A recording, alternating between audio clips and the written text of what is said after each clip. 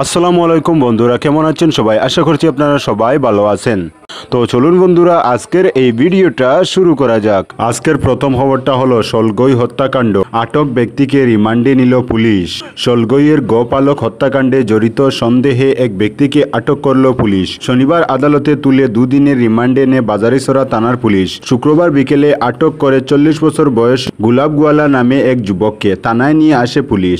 তার গড় হাতিখিরা বাগানের 8 নং লাইনে। ধৃতকে রাতভর থানায় আটকে রেখে টানা জেরা করে পুলিশ। শনিবার ধৃতকে জেলা সিজিএম আদালতে সোপর্দ করে রিমান্ডে নেয় স্থানীয় পুলিশ। জানা গেছে, ধৃত ব্যক্তির নামে একাধিক অসামাজিক কাজের জন্য বিভিন্ন ধারায় পুলিশি মামলা ঝুলে রয়েছে বিভিন্ন থানায়।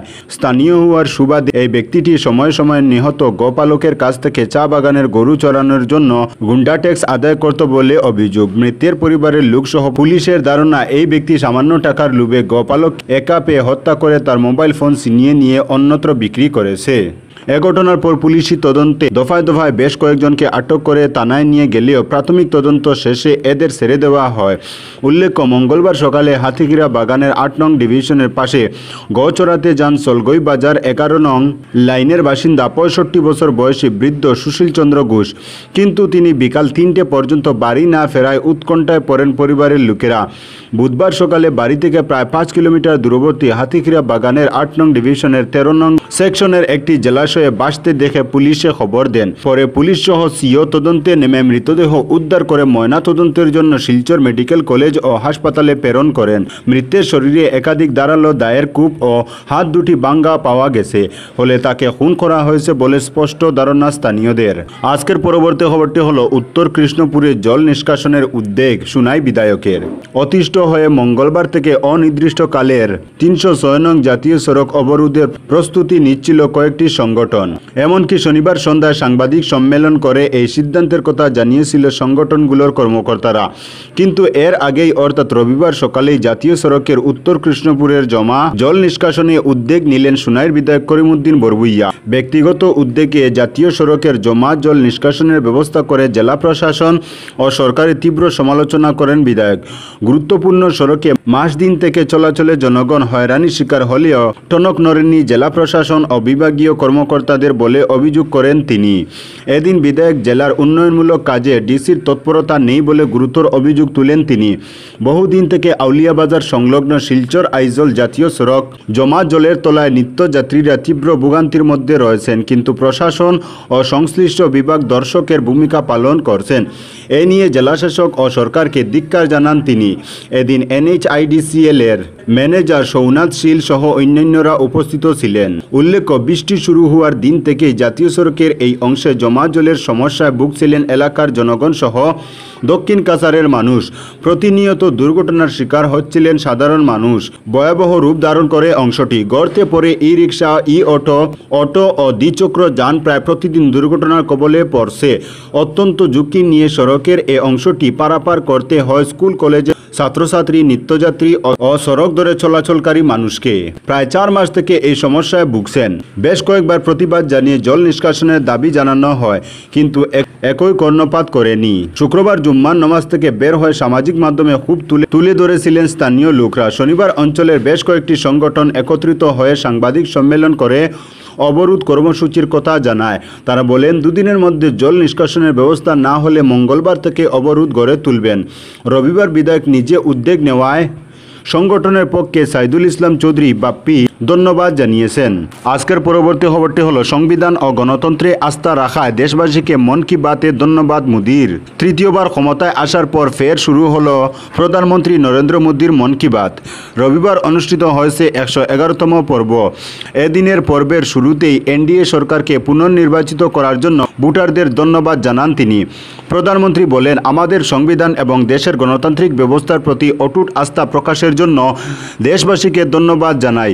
2024 সালে লোকসভা নির্বাচন ছিল বিশ্বের সবচেয়ে বড় নির্বাচন। এত বড় নির্বাচন আর কোনো দেশে হয়নি। 65 কোটি মানুষ এবারে ভোট দিয়েছেন। তিনি আরও বলেন 2014-2019 সালের পর 2024 সালেও দেশ সেবার সুযোগ করে দেওয়ার জন্য সমস্ত দেশবাসীকে অভিনন্দন। আমি কথা দিচ্ছি গত দুবারের চেয়েও এবারে আমরা 3 গুণ বেশি কাজ করব। পাশাপাশি অনুষ্ঠানে নিজের মাকে স্মরণ করেছেন তিনি।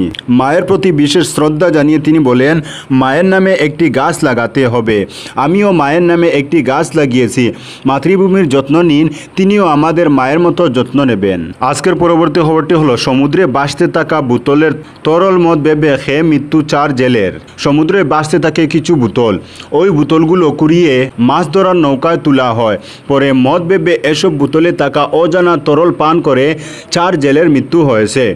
গুরুতর অসুস্থ হয়ে পড়েছেন আরও 2 জন। ঘটনাটি সংঘটিত হয় শ্রীলঙ্কার সমুদ্রে। স্থানীয় সংবাদ মাধ্যমের বরাত দিয়ে শনিবার ব্রিটিশ সংবাদ মাধ্যম বিবিসি একথা জানিয়েছে। শ্রীলঙ্কার মৎস্য ও জলজ সম্পদ বিভাগের মহাপরিচালক সুশান্ত কাহাওয়াতে স্থানীয় সংবাদ মাধ্যমকে জানিয়েছেন, নৌবাহিনী জেলেদের তীরে ফিরিয়ে আনার চেষ্টা করছে। অসুস্থ জেলেদের চিকিৎসা দেওয়া হচ্ছে। আজকের পরবর্তী খবরটি হলো ইসরায়েলের হামলায় 40 জনের মৃত্যু, মৃতের সংখ্যা 37,830।